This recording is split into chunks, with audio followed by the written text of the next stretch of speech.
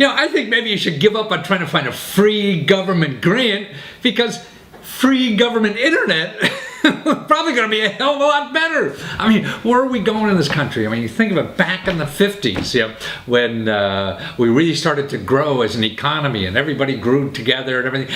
That's when we started this highway system. And why? The highway system in the United States wasn't for you to drive down to Florida in the winter, right? That was for commerce, for the trucks to get on the road and exchange goods and services and all that kind of stuff. Well, that's over, right?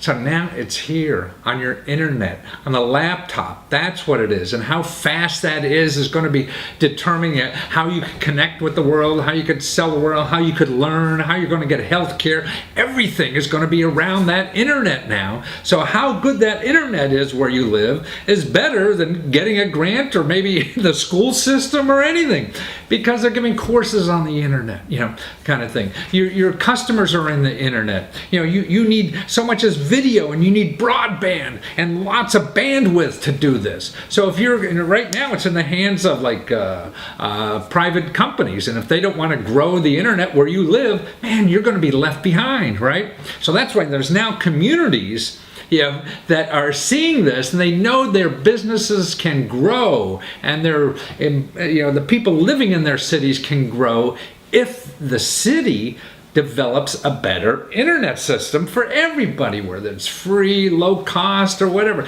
Now don't forget, we invented the internet, right? The United States did too, along with Al Gore, right? Actually, it was DARPA, the Defense Department. That's where it came out of. But what's interesting is that where we stand now in speed of the internet is everything. Like now, you're not going to watch a movie if it's stopping all the time. Well, it's getting your data. Everything is going to be more and more data and information. Now, here's where we stand. Look, we're number 10 in the world. All these other countries have better internet service than we have. What happened to us? It's the same. That happened to us with solar. We invent that. Now China and other countries are doing better in solar than us. So it's important that we get on the road here, and do this. But you as an individual, think about where you're going to live. I mean, to me, it's not only, a safe environment or schools, but what kind of maybe what they call municipal internet that's available, because it's going to be better, it's going to be faster, it's going to be cheaper and whatever than somebody who's just in it to make a buck. So just like if somebody, if companies own the roads, say, well, this road isn't worth it for us to fix up anymore, we're not going to fix it up, and we're going to charge this road a lot more, and that road, man, that'd be a nightmare. Well, this is what the internet's coming to. Especially the way the world is now.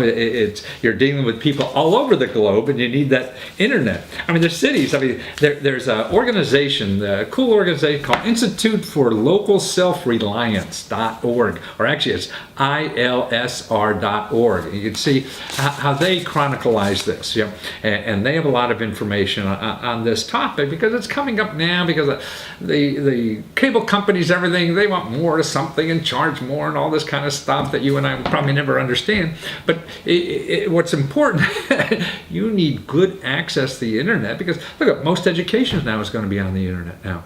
So if you don't have good broadband access, you're going to be cut out of that stuff.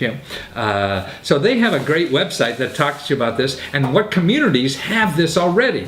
And so if you go to Muni, M-U-N-I networks.org, networks.org, they're hooked up with this other group.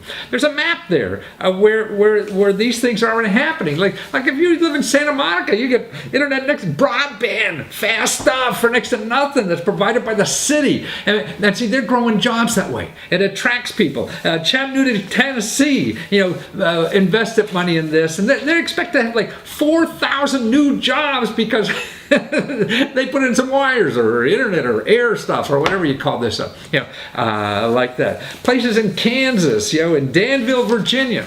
All these people now realize that this is where the action is. If your city doesn't have this broadband, that your companies can't grow, your companies can't communicate, you can't transfer data that much and things like that. So it's an important thing of our life and something to be aware of. So, I mean, in the long run, it's better than getting a government grant would be getting a government internet service.